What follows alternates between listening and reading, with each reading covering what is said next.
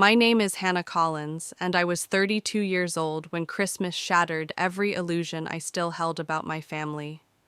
That night should have been warm and joyful, but instead it became the breaking point that pushed me to finally choose myself. The house was glowing with colored lights. A giant bow shimmered in the driveway, though I did not yet know it was meant for someone else. Inside, relatives laughed, the smell of cinnamon rolls drifting through the air. I had driven home believing just maybe this year would be different. I had worked harder than ever, earned a promotion in architectural design, and wrapped thoughtful presents for every member of the family. In my heart, I hoped my parents would finally look at me and see more than the dependable, older daughter who never needed anything. We gathered around the Christmas tree, the same artificial one we had used since childhood. Stockings hung in birth order across the mantel: Robert, Diane, Hannah, Heather. My father cleared his throat with a smile, telling everyone there was a special surprise. My sister Heather leaned forward, her boyfriend grinning beside her. The golden box was handed to her, and when she opened it, a silver key glinted in the light. The Audi logo shone like a crown. She squealed, her voice filling the room. The whole family rushed outside to admire the brand-new white Audi parked proudly in the driveway. I clapped weakly, my hands trembling. I whispered congratulations, but inside my chest caved. I had spent more than $35,000 less on myself than that car was worth, because my salary did not even reach that amount in a year. And yet that car was given freely to her, as a symbol of love and faith in her future. When the crowd returned inside, cheeks flushed from the cold, my mother suddenly remembered me. "Oh, Hannah, we did not forget you," she said with a bright smile. She handed me a small box wrapped in leftover birthday paper. My heart fluttered for one foolish second. Maybe they had saved something meaningful for last. Maybe they had noticed my long hours, my careful effort to succeed, my desire to belong. I opened it slowly. Inside was a pink ceramic piggy bank. Next to it lay a crisp $1 bill. My mother beamed as if she had given me treasure. "It is our contribution to your future home, sweetie. Every journey begins with a single step." The room fell quiet. Even the cousins, who usually filled silences with chatter, stared at the floor. My throat tightened. I forced a smile and whispered, "Wow, thanks." But inside, 32 years of longing crashed like glass against concrete. That night, while the others drank wine and posed for pictures with Heather's new car, I carried my suitcase to my childhood room. It had been converted into a storage space, boxes stacked against the walls. I sat on the twin bed surrounded by evidence that my memories were less important than tax files and holiday decorations. The piggy bank rested on the nightstand, mocking me with its emptiness. Something snapped inside me. Tears stung, but they were not only of grief, they were clarity. I finally understood love here would always be conditional. Approval would always belong to Heather. Recognition would always arrive too late, if at all. I zipped my suitcase. I did not wait until morning. While the others slept, I loaded my car, an old Honda I had bought on my own, and drove away from the house with its perfect decorations and hollow warmth. My phone buzzed with a message, but I ignored it. The road stretched before me, dark and endless. For the first time in my life, I was not chasing their approval. I was chasing my freedom. Amija. I was still gripping the steering wheel, my knuckles pale against the leather, when the weight of what I had just done hit me. I had left my parents' home on Christmas night without saying goodbye. The headlights cut through the snowy darkness, the sound of tires crunching over ice, the only witness to my escape. My chest was tight, but it wasn't fear anymore. It was the terrifying freedom of choosing myself for the very first time. The road stretched long and silent. Houses along the way glowed with warmth, windows lit with Christmas trees and laughter I could only imagine. I thought about turning back more than once, but then my mind replayed the image of Heather holding her new Audi key like it was a crown. The sound of my mother's cheerful voice as she handed me that ridiculous piggy bank and dollar. The silence that followed heavy with unspoken pity. I realized if I turned back now, I would bury myself in that silence forever. I pulled into a rest stop and sat in the car staring at my reflection in the dark windshield. 32 years of swallowing hurt of convincing myself that next time would be different. It never was. I had packed more than clothes, I had packed my breaking point. Before I tell you what happened next, let me pause here and ask you something. Where are you watching this from tonight? Drop it in the comments because I want to know how far this story is reaching. And if you connect with what I am sharing, make sure you hit subscribe so you can be here for the rest of this journey. I took a deep breath and opened my phone. My best friend's name lit the screen, Samantha. She had always been the one who saw me when my family refused to. I hesitated, thumb hovering over her contact. It was past midnight Christmas night, but she answered after 2 rings, her voice warm, steady, the complete opposite of the cold silence I had left behind. "What's going on, Hannah? Are you okay?" she asked. "No," I admitted, my voice cracking. It happened again. Worse than ever. Heather got a brand new Audi and I got a piggy bank with $1 inside. There was a pause and then a sharp breath. "Are you kidding me? That's not just tone-deaf, Hannah. That's cruel." Her outrage made me feel less alone. Tears slipped down my cheeks, but this time they weren't silent. Tears of shame. They were tears of validation. "I can't do this anymore," I whispered. "Then don't," Samantha replied simply, her voice firm but kind. "My guest room is yours. Seattle is only 3 hours away. Your company has an office here. You could transfer. You could start over." Her words sank into me like a revelation. She was right. I had options. I wasn't chained to that house, that family, that narrative of being the responsible one who never needed anything. But then guilt crept in. "It's Christmas," I murmured. "I should be with them. You should be with people who value you," she interrupted. "Christmas will happen with or without you. The real question is, how much longer are you willing to let them diminish you?" Her words pierced deeper than any knife, because I knew the answer. Not another year, not another holiday, not another day. I sat there in the dark, phone pressed to my ear, heart pounding with the terrifying possibility of freedom. And slowly, like frost melting in morning sun, the fear began to dissolve. I would not return to that house. Not tonight. Not ever, at least, not on their terms. For the first time, I felt the faintest spark of hope that maybe, just maybe, I could build a life where I was not invisible. The road ahead was uncertain, but it was mine.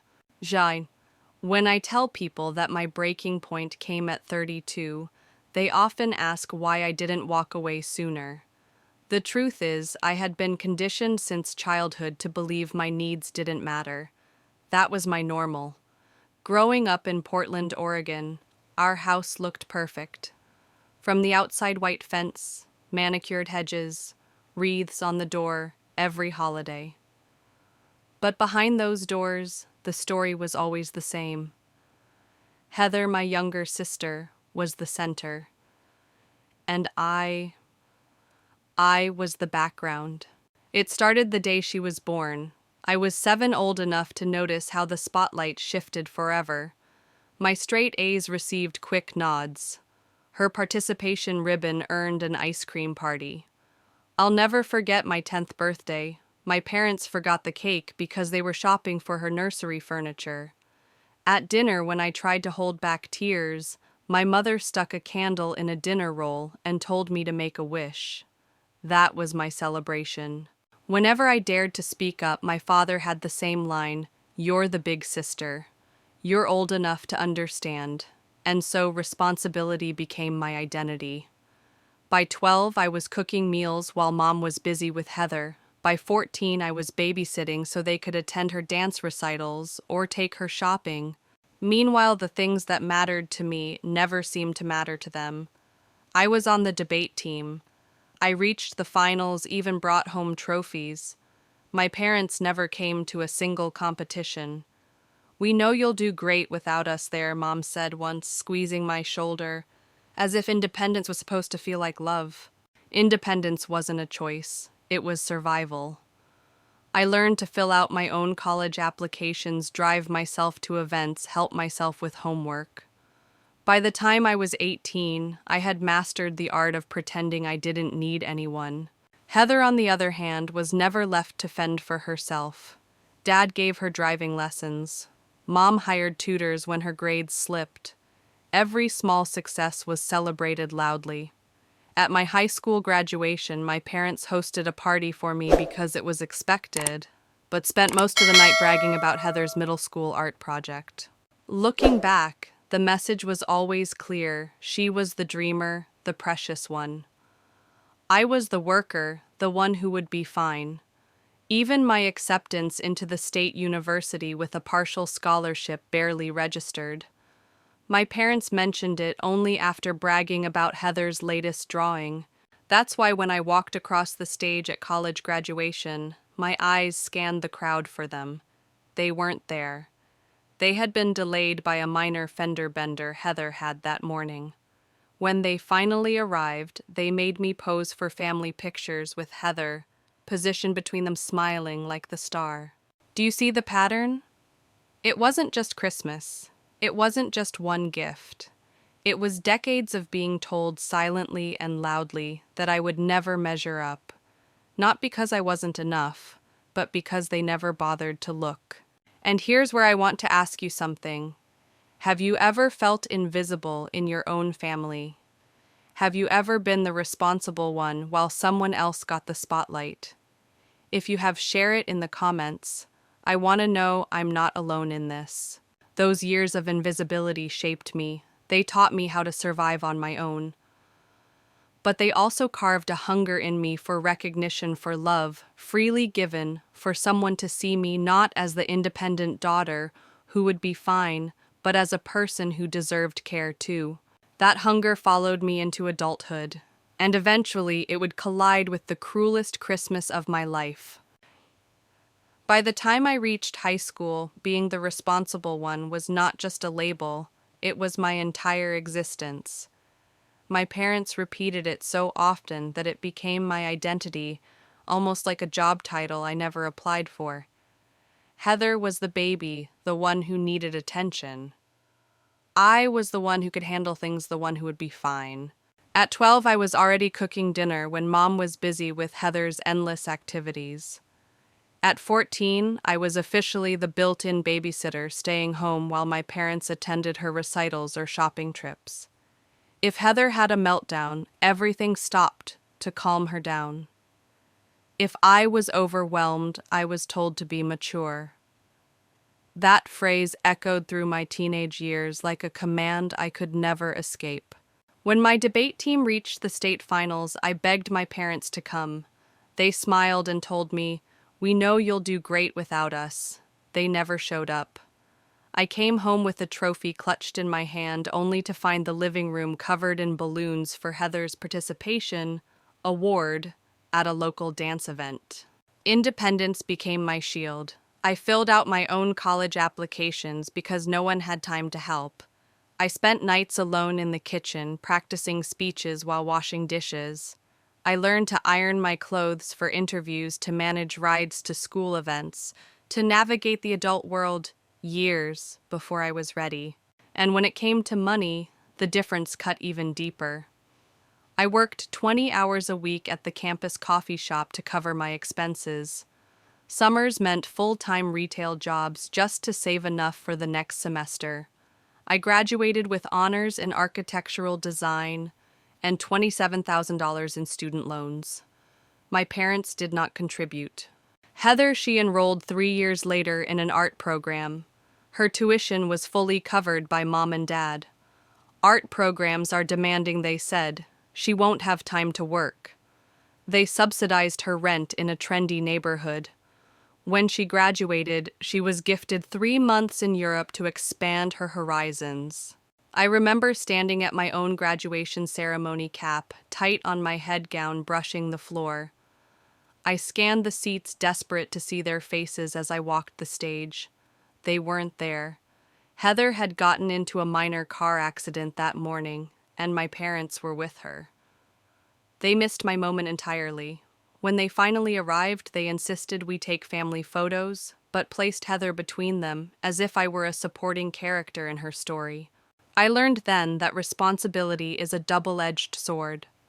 On one hand, it made me resilient.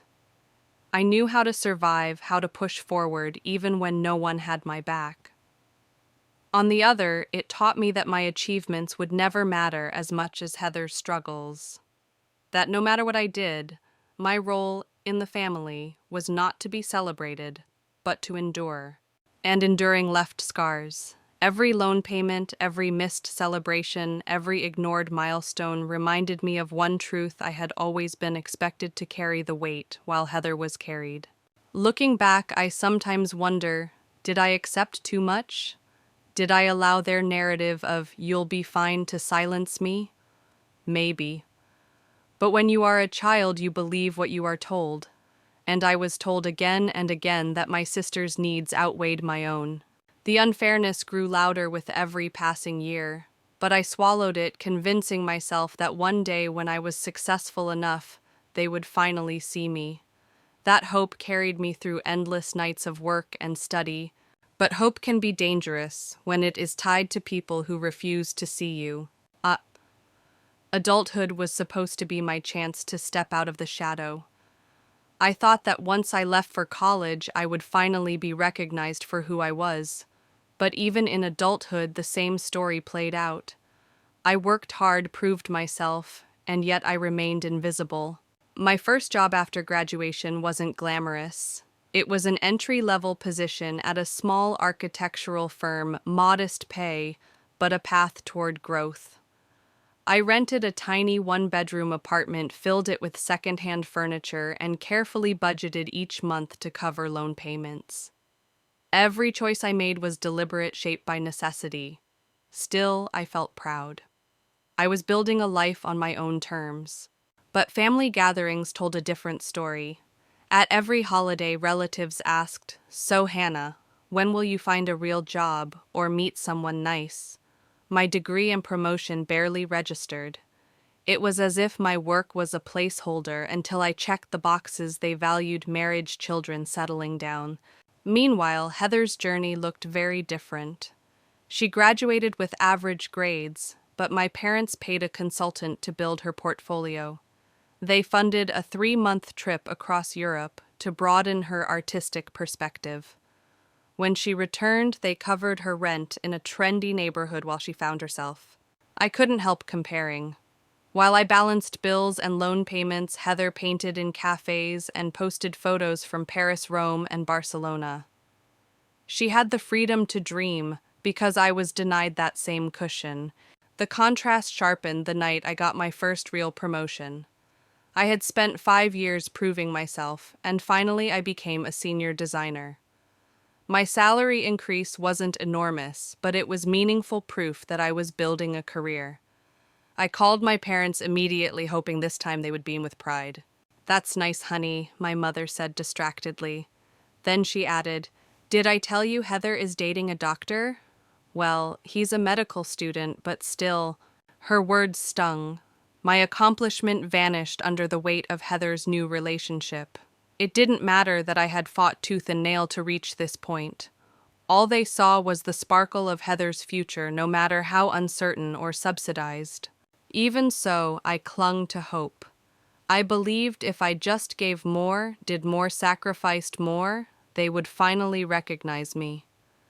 That belief carried me into the holiday season. I stretched my budget to buy thoughtful gifts, an expensive wallet for Dad, a cashmere scarf for Mom, concert tickets for Heather's favorite band. My car was loaded with silver-wrapped boxes, each one representing my desperate attempt to prove my love and worth. Driving the 120 miles home, I told myself this Christmas would be different. Maybe my promotion would finally matter. Maybe my gifts would speak louder than words ever could. Maybe at 32 I would finally be seen. And before I take you deeper into what unfolded, let me pause to say this. If you've ever felt like you had to earn love through gifts, through achievements, through exhausting effort, hit subscribe. Join this community, because your story deserves to be heard, and you are not alone in it. That belief, that fragile hope was still burning in me when I pulled into the driveway on Christmas Eve. The house looked exactly the same as it had all those years before, lights outlining the roof, inflatable snowman swaying in the yard wreath with a velvet bow centered on the door. But this time beneath the glow, I felt something different. Not warmth, not comfort, anxiety. My stomach knotted as I stepped inside, sensing deep down that the cycle was about to repeat one final time. And I was right. I remember the exact moment I thought things might finally change. It was October, just a few months before that fateful Christmas. I had worked late nights, handled impossible deadlines, and proven myself on projects no one else wanted. And then finally the promotion came. Senior designer. My name on projects. My own clients. A salary increase that, though modest, represented years of struggle paying off. I was so proud. My hands trembled as I dialed my parents' number, desperate to hear pride in their voices. When Mom answered, I rushed into the news. I got promoted senior designer. I'm managing my own projects now. There was a pause. Then she said flatly, "That's nice, honey." And without skipping a beat, she added, "Did I tell you Heather is dating a doctor?" "Well, he's a medical student, but still." Her voice carried a brightness that had been missing when she responded to my news. My accomplishment shrank into silence. Their pride once again belonged to Heather, not for something she had achieved, but for someone she was dating. I hung up the phone and sat in my tiny apartment, staring at the second-hand lamp that buzzed faintly. My promotion, the thing I thought might bridge the distance, had been dismissed in seconds. The weight of 32 years pressed heavier on my chest. But still, I clung to hope. Christmas was coming. Maybe if I showed them my success in tangible ways, they would finally see me. I poured too much of my paycheck into gifts, an elegant wallet for Dad, a soft cashmere scarf for Mom, concert tickets for Heather. Each box was wrapped in silver paper, a silent plea disguised as a present. On Christmas Eve, I drove the 120 miles back to my childhood home. As the miles ticked by, I let myself imagine Dad unwrapping his wallet, Mom smiling over her scarf, Heather actually thanking me. Maybe my promotion would finally matter. Maybe love could be earned if I tried hard enough. The house looked exactly as it always had. Lights twinkled along the roof, the inflatable snowman swayed in the cold, and a perfect wreath hung on the door. Mom greeted me with a hug that smelled of cinnamon and vanilla. Dad barely looked up from the game on TV. Heather swept in later, glamorous in her designer sweater, Kyle at her side. As always, I was placed in the role of helper. Mom asked me to peel sweet potatoes. Heather gushed about Kyle's gift. Dad pulled him into the living room to watch the Vikings game. When I tried to share my news again that I had been promoted, that I was finally building something, I got nothing but a distracted smile. "Drawing buildings pays the bills, huh?" Dad chuckled before turning back to Kyle. It was as though my voice had no weight, as though my achievements existed only to be overshadowed. I stood there peeling potatoes, my hands trembling with the effort to stay calm, wondering why I had expected anything different. That night, lying in my old room now, half storage space, half bed, I looked around at the boxes of tax records and holiday decorations piled against the walls. My trophies weren't there. My certificates weren't there. My childhood desk was buried under fabric for Mom's sewing projects. It was clear evidence that even my memories didn't deserve space. And still I told myself to hope. Tomorrow was Christmas Day. Tomorrow I would give them their gifts. Tomorrow maybe things would be different. But deep down I already knew the truth. Christmas Eve at the Wilson house had always followed the same script. Lights glowing outside, turkey roasting in the oven, laughter from the living room where the game played on TV.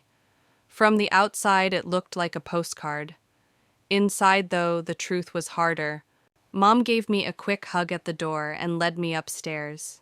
"Your room's ready," she said, opening the door with a too bright smile.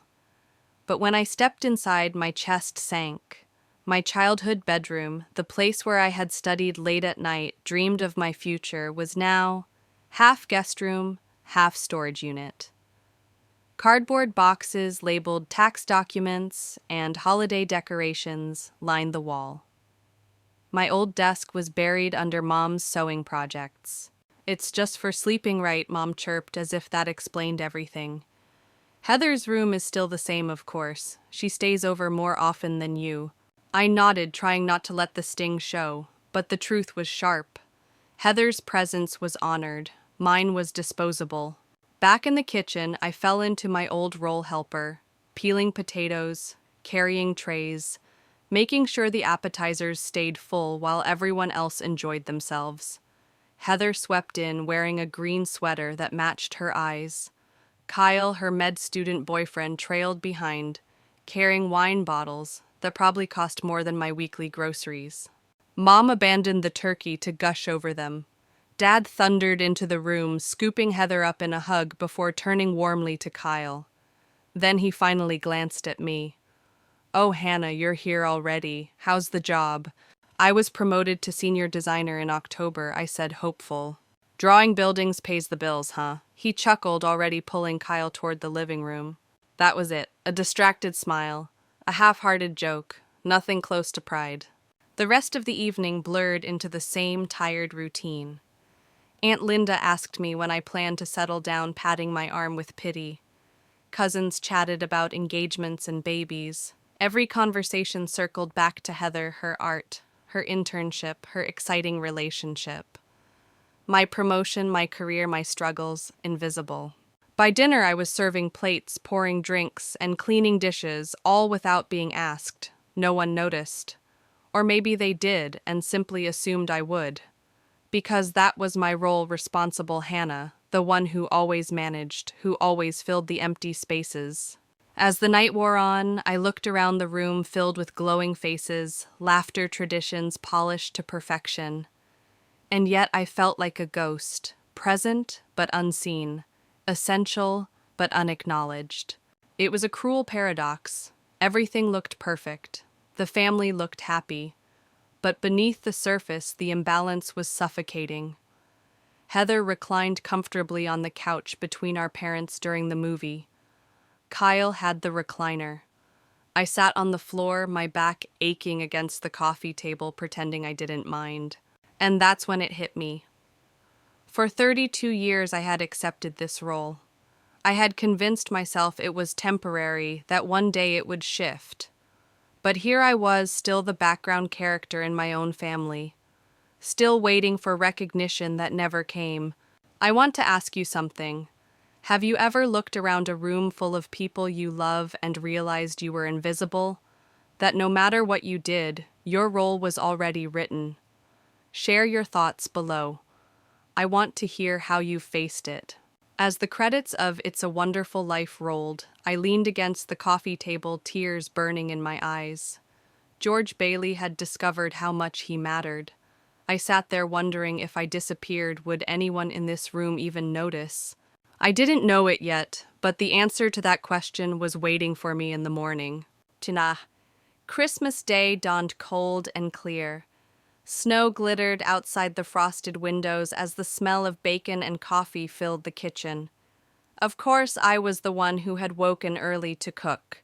Pancakes stacked high, bacon-crisp coffee brewed strong and unspoken tradition. Everyone else slept late, then drifted downstairs, yawning and stretching like honored guests. Heather appeared last, her hair perfectly tousled, as if she'd stepped out of an ad. She piled her plate without hesitation. "You should have woken me earlier," she said with a half laugh. "You know how cranky I get when I'm hungry." Everyone chuckled. I swallowed my sigh. That one line summed up the difference. Heather's needs were emergencies. Mine were invisible. After breakfast, we gathered around the tree. The gift exchange began, as it always did, youngest first. Kyle opened a sleek leather card holder, my gift to him. He smiled politely, thanked me, then moved on. Heather tore through wrapping paper like a child, her face lit with delight at each package. When she reached my gift concert tickets to her favorite band, she muttered a quick thanks before diving into the next box. Half my budget for the month dismissed in 2 seconds. When my turn finally came, the pattern was unmistakable. A generic scarf from Aunt Linda, bath products from a cousin, a department store gift card from my parents. Nothing personal, nothing that said, "We know you, we see you." As I folded the tissue paper neatly back into the bag, I remembered being 11 and breaking one of Mom's china plates. Dad had grounded me for 2 weeks, calling me careless. 3 years later, Heather had thrown an entire set of plates to the floor during a tantrum. It's just an accident, they had soothed, cleaning up while she sobbed. That memory stung sharper now as I held the impersonal scarf. During dinner, the injustice pressed harder. The turkey was golden, the table glittered with china, and the conversation circled endlessly around Heather's art, Heather's internship, Heather's bright future. At one point, I tried to share about a sustainable design project I had completed, a building I was proud of. Dad interrupted mid-sentence to ask Kyle about his residency plans. The table turned toward him instantly. My voice fell silent, drowned by their eager questions. I chewed slowly, the laughter around me muffled the clink of silverware echoing like static. Every ignored word was a reminder that my achievements were invisible in this family, that my role had never changed no matter how much I gave or how hard I worked. Later, as we gathered in the living room for the annual movie, the seating arrangement told the same story. Heather curled between Mom and Dad on the couch, Kyle in the recliner. I sat on the floor again, my back pressed against the table leg, my legs folded uncomfortably beneath me. The glow of the screen lit their smiling faces. Mine was hidden in shadow. I thought of all the years I had told myself next time would be different. Next birthday, next graduation, next Christmas. But each time the same scene played out. Heather in the spotlight, me in the corner. The ache inside me deepened, and with it came a dawning realization I wasn't just unlucky. I wasn't imagining it. This was the pattern. This was the truth. And truth has a way of breaking through no matter how long you've tried to bury it. Tomorrow morning, that truth would explode into the open, louder than ever, impossible to deny. Christmas morning always carried a kind of magic when I was a child. I used to rush downstairs hoping for surprises, believing maybe that day would be the one when my parents finally looked at me with the same sparkle they saved for Heather. At 32, I should have known better, but some part of me still held on. We gathered around the tree, the order never changed, youngest first. Kyle, as Heather's guest, opened his gifts first. He smiled, thanked everyone warmly, even complimented the leather card holder I had chosen for him. Then it was Heather's turn. She ripped through boxes with the same delight she had at 5 years old. Jewelry, clothes, gadgets, her lap filled quickly. When she reached my gift, the concert tickets I'd saved half a month's budget to buy, she barely glanced before tossing a quick thanks. My throat tightened. It was the same tone she used when I once gave her a $10 candle. My sacrifice didn't matter. Finally, Dad cleared his throat. His eyes shone with pride, his smile wide. "This year we have something special," he announced. "Heather, your mom and I are so proud of your accomplishments. We wanted to do something big to support your future." He handed her a gold-wrapped box. Heather squealed before she even opened it. When she lifted the lid, a silver Audi key glinted in the light. The room erupted. Heather screamed, jumping up and down. Everyone clapped. Cameras flashed as Dad led her outside. There it was, a brand new white Audi A4 in the driveway, a giant red bow draped across the hood. Its value was more than I made in an entire year. "You deserve this, sweetheart," Mom said, hugging Heather tight. "You need reliable transportation for your new gallery internship." I stood on the porch, arms wrapped around myself against the cold. My breath clouded in the air. The laughter, the pictures, the pride, it wasn't mine. It had never been mine. When we returned inside, cheeks pink from the snow, Mom suddenly exclaimed, "Oh, we almost forgot." She handed me a small box wrapped in leftover birthday paper. My heart fluttered despite myself. Maybe this was it. Maybe they had saved something meaningful for me too. I opened it slowly. Inside was a pink ceramic piggy bank. Next to it lay a single crisp $1 bill. For a moment the world tilted. I waited for someone to laugh, to say it was a joke. Instead, Mom smiled brightly. "That's our contribution to your future home, Hannah. Every journey begins with a single step." Silence filled the room. Even Aunt Linda, who usually filled gaps with chatter, said nothing. Heat rose to my cheeks. My heart pounded so loud I could barely hear. "Wow," I managed, forcing a smile. "Thanks." Inside, something cracked open. 32 years of swallowing disappointment collapsed under the weight of a piggy bank and a single dollar. It wasn't just the gift. It was the message, clear as the snow outside. I would never be more than the afterthought. That moment was my breaking point. And before I tell you what happened, when I walked out of that house, before I share how one decision changed my life forever, let me ask you this. What would you have done in my place? Would you have stayed silent, accepted the dollar and smiled? Or would you have walked away? Share your thoughts in the comments. And if you haven't already, subscribe now so you don't miss what came next.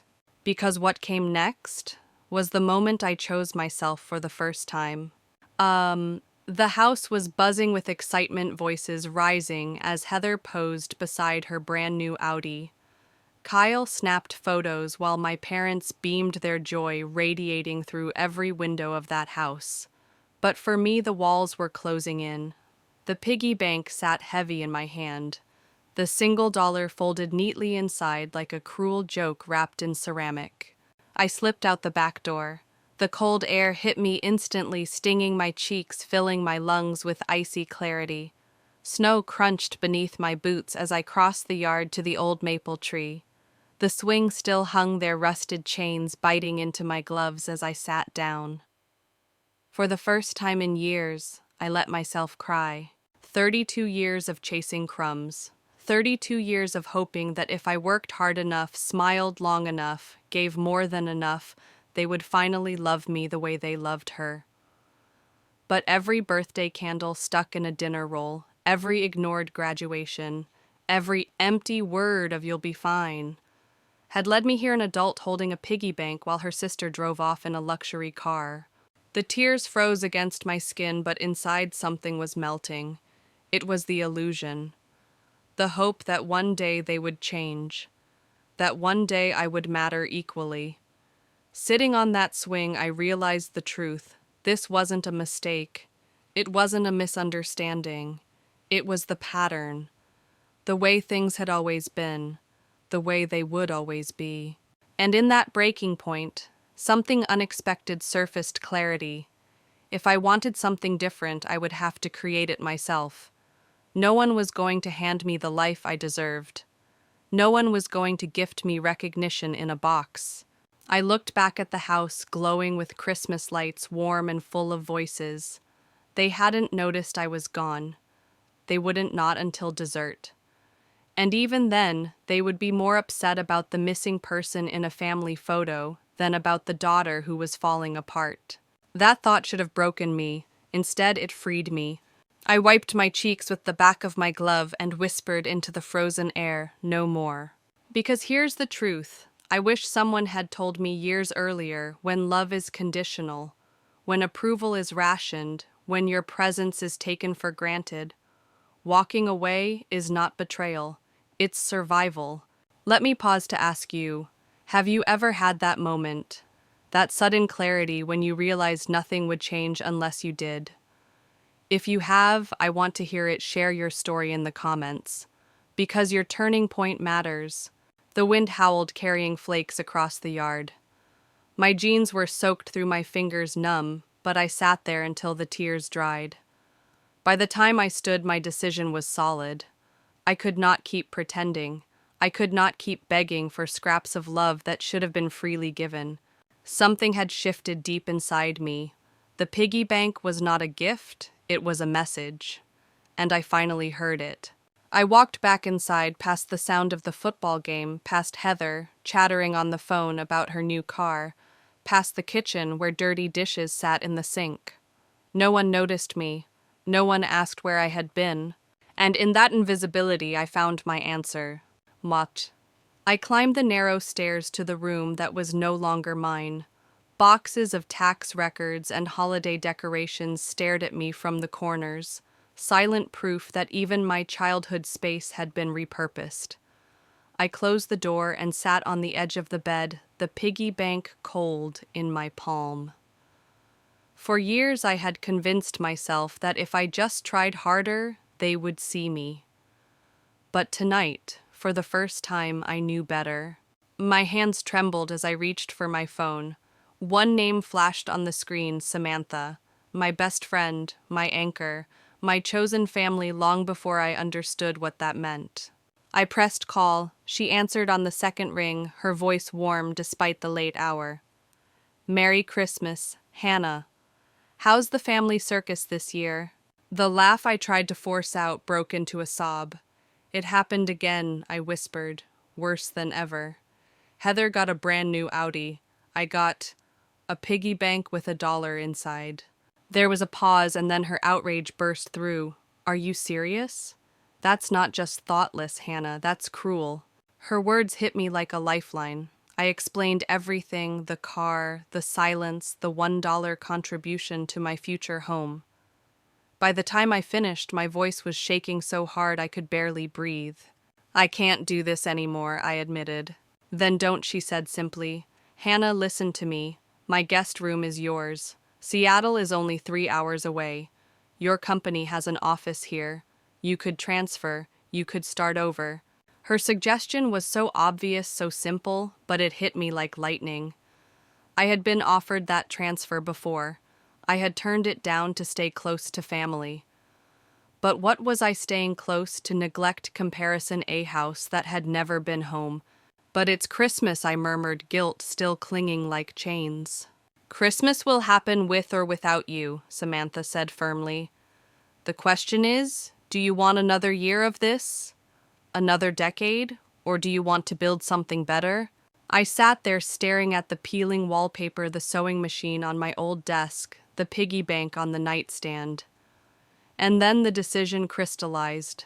Slowly, painfully, but with clarity sharper than I had ever known. I pulled my suitcase from the corner and began to pack.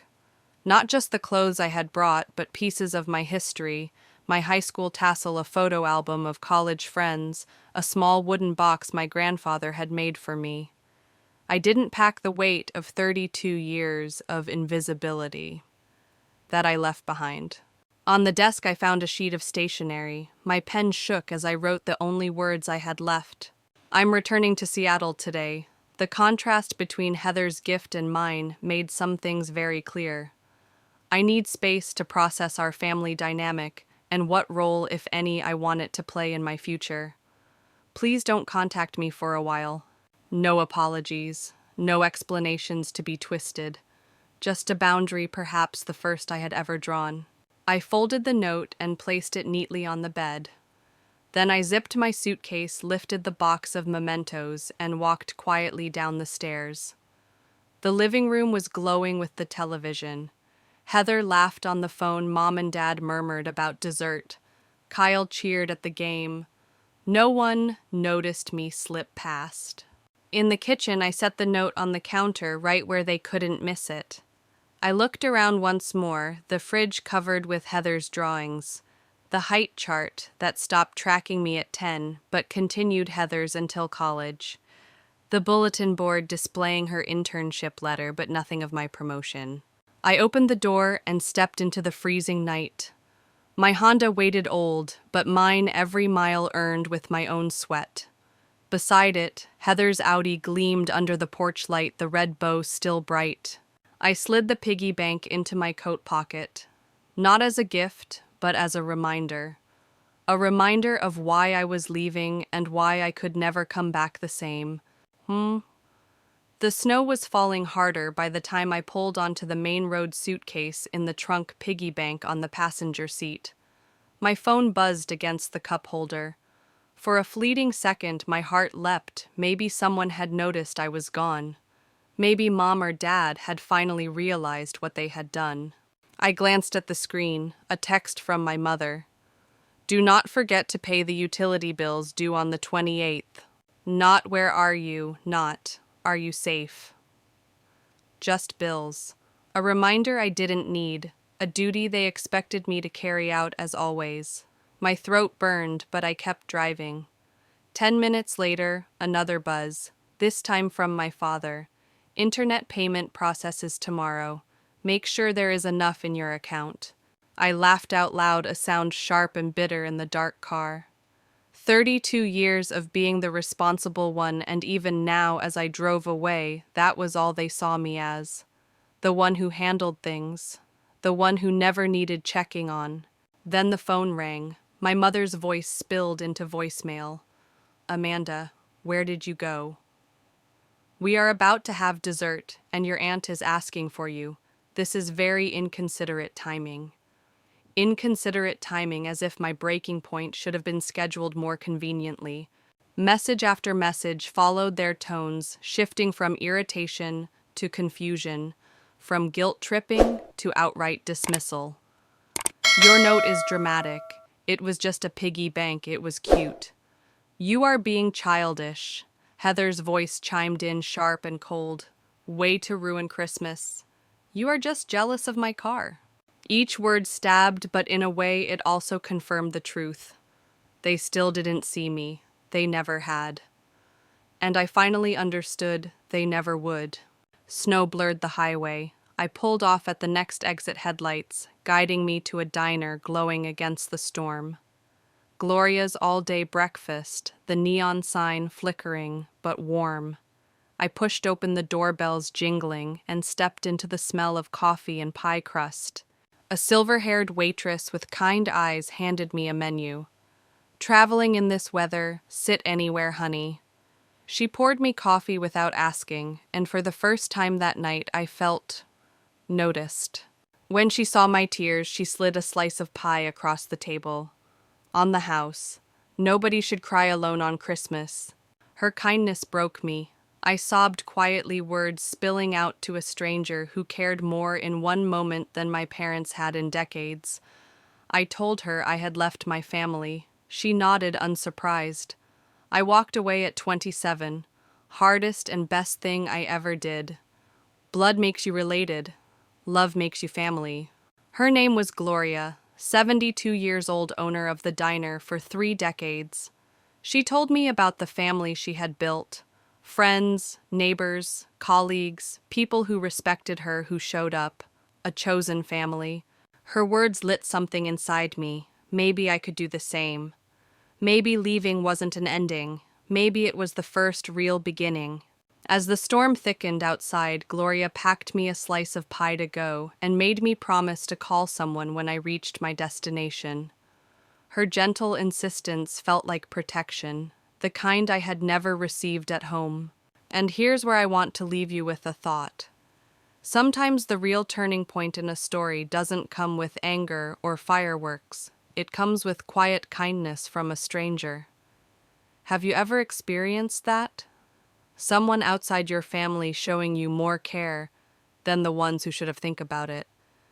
Because what happened next in my story proved that small acts of compassion can change everything. I left the diner that night with pie in a paper bag and hope in my chest. I wasn't just running anymore.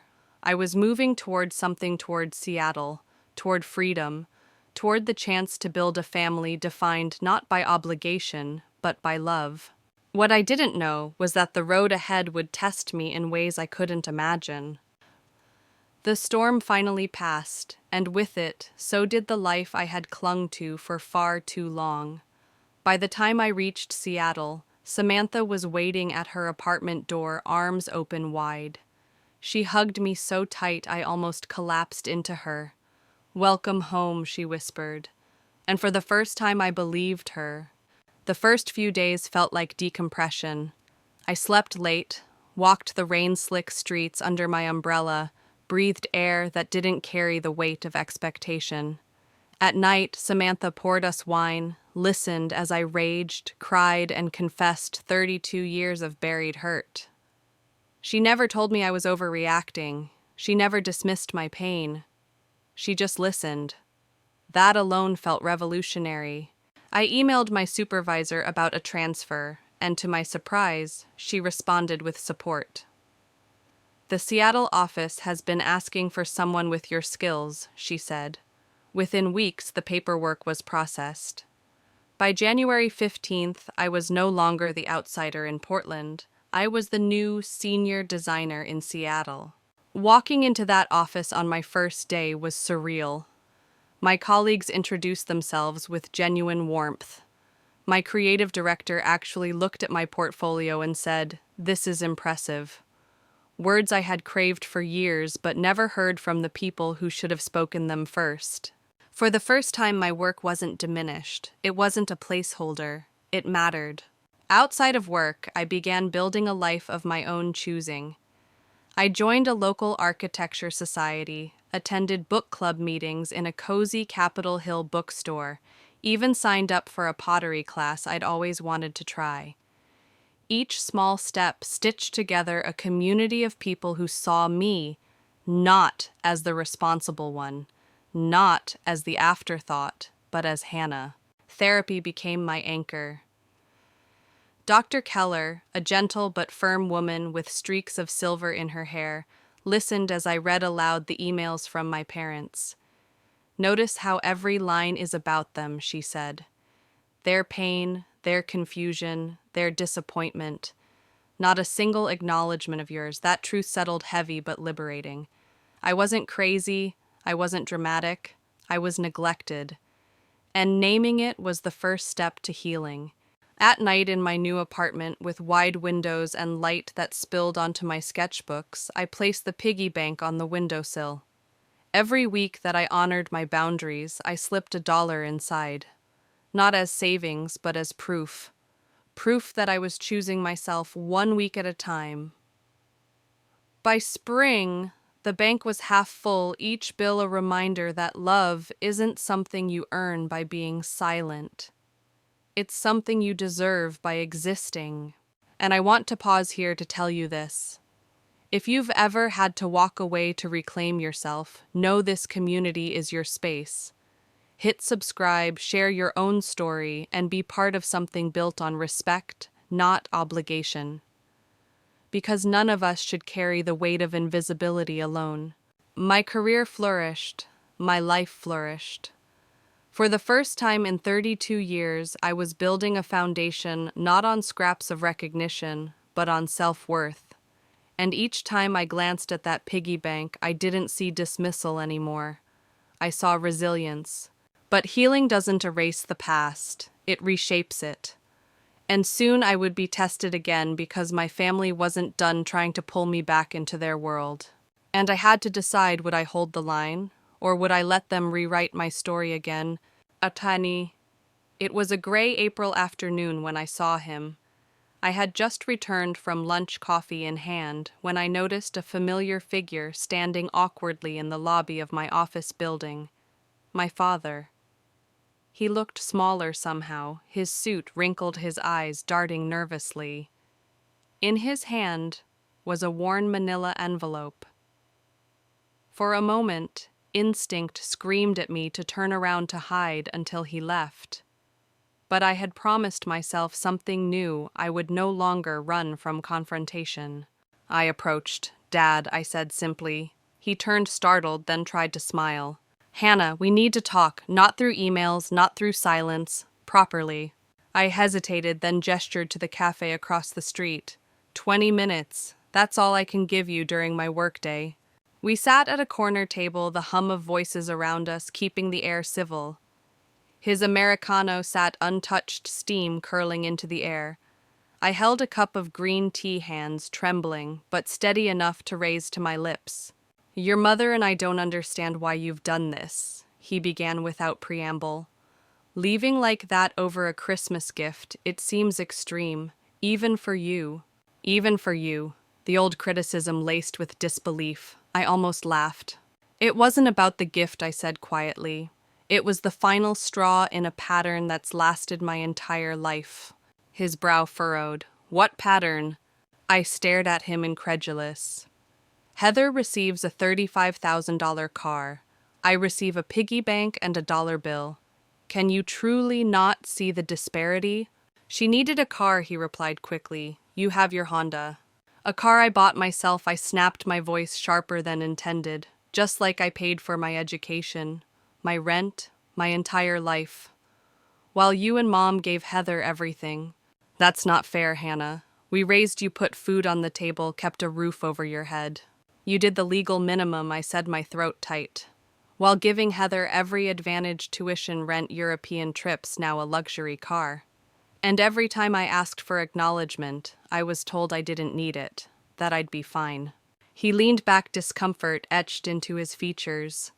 "You were always the responsible one. You never needed the help." I felt my chest crack open with years of unsaid words. I needed recognition. I needed to know I mattered as much as she did, that my hard work was seen, that I was loved equally, not just handed the role of caretaker while she was the precious one. He stared into his coffee for a long moment. When he finally spoke, his voice was low. "We never meant to make you feel less important. We are proud of you. You've always been capable, independent." "Independence forced on a child isn't a gift, Dad. It's abandonment." Silence hung between us, heavy and unyielding. For once, I didn't fill it with apologies or explanations. I let it sit. Finally, he asked, almost pleading, "Will you come home? Your mother misses you." I shook my head. "This is my home now. Seattle. My life is here. A good life." His eyes watered, though, whether from regret or wounded pride, I couldn't tell. "And we're not part of it." "I don't know yet," I said honestly. "That depends on whether you and Mom can respect who I actually am, not who you needed me to be for Heather's sake." I stood gathering my things. "I have to get back to work." He nodded, shoulders slumped, a man who had lost control of a story he thought he owned.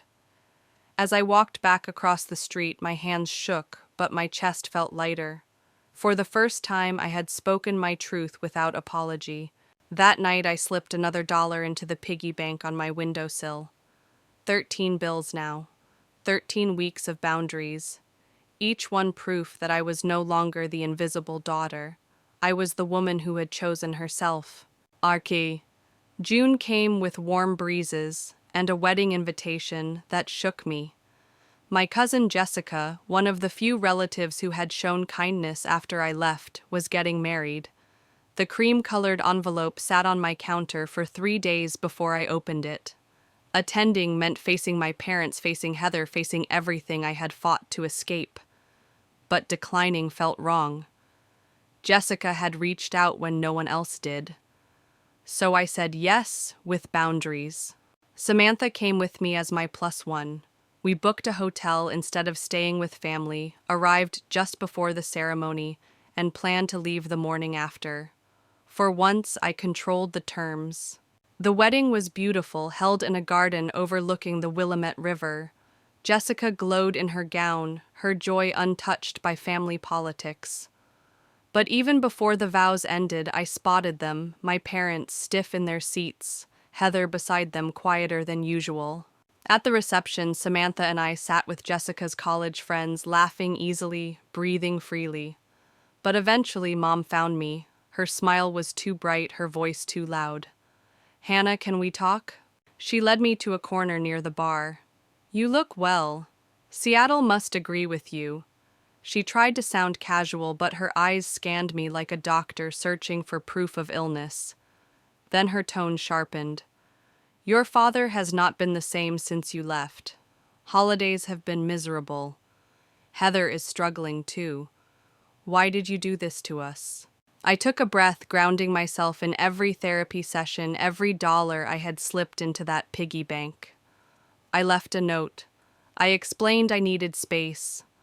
"I've told you I'm safe, but you never asked why I needed space." Her face flushed. "Because of a piggy bank, that's ridiculous." "No," I said firmly. "Because of a lifetime of being invisible. Because of graduations you missed. Because of achievements ignored. Because of a car for Heather and $1 for me. It was never about the gift, it was about the pattern." She faltered, looking at the floor. "We never meant to make you feel less loved." "But you did," I replied, "and intention doesn't erase impact." The next morning they came to my hotel for breakfast, both parents together, dressed as if for church. For 2 hours we spoke truths we had all avoided. They were defensive then, remorseful, then defensive again. But I didn't bend. For the first time, I demanded equal standing. "If you want a relationship with me," I told them, "it must be built on respect. I will not return to the old dynamic." They nodded, not fully understanding, but not rejecting either, for now that was enough. Heather surprised me most. She approached me at the reception, her designer glow dimmed her frame thinner. "The Audi's gone," she confessed quietly. "Dad lost his job. Things are different now. I never realized how much they did for me until they couldn't anymore. And how little they did for you. I'm sorry." Her words didn't heal everything, but they cracked the wall between us. For once, she saw me, and that mattered. By December, 1 year after I had driven away from that glowing house, my life was unrecognizable. My Seattle apartment felt like home, my career had flourished, and my circle of friends, my chosen family, was strong. That Christmas I hosted dinner myself. Samantha, her boyfriend, colleagues, my pottery instructor, even Gloria from the diner joined me. The room glowed with laughter, with love freely given. On my mantel sat the piggy bank, now filled with bills. Not savings, but symbols. $52 one for every week I had kept my boundaries. It had become my most meaningful possession, a reminder that sometimes the smallest, cruelest gift can become the catalyst for freedom. And here's what I want to leave you with. Sometimes you have to walk away from what breaks you to discover what can build you. If you've ever had to start over, if you've ever carried a symbol of your strength, I want you to share it. And if this story resonated, subscribe and stay, because the next story I'll tell might be the one you need to hear most. Because leaving wasn't the end, it was the beginning. Looking back now, it feels like a lifetime ago that I sat in my parents' living room holding a pink piggy bank and a $1 bill. At the time, it felt like humiliation. Today, it feels like liberation. That tiny, ridiculous gift became the symbol of everything I'd endured, and the moment I finally chose something different. Seattle gave me more than a change of address. It gave me a chance to rebuild. My work flourished, yes, but more importantly, I flourished. I learned what it means to be surrounded by people who see you, who celebrate your victories without competition, who offer kindness without conditions. I discovered that family is not only the people you are born to, it is the people who stand with you when it matters. The piggy bank still sits on my mantel, now full of dollar bills. Each one marks a week of choosing myself. 52 weeks of self-respect, 52 weeks of boundaries, 52 weeks of knowing that my worth is not determined by whether someone else recognizes it. If you take anything from my story, let it be this: you are allowed to walk away. You are allowed to set boundaries. You are allowed to build a life where you are not invisible. And sometimes the hardest goodbyes are the ones that lead to the most beautiful beginnings. So tell me, what symbol represents your strength? What reminder do you hold on to when the world tries to make you feel small? Share it, because your story matters too. And remember, sometimes the greatest gift you can give yourself is not what comes wrapped in a box. It's the courage to begin again.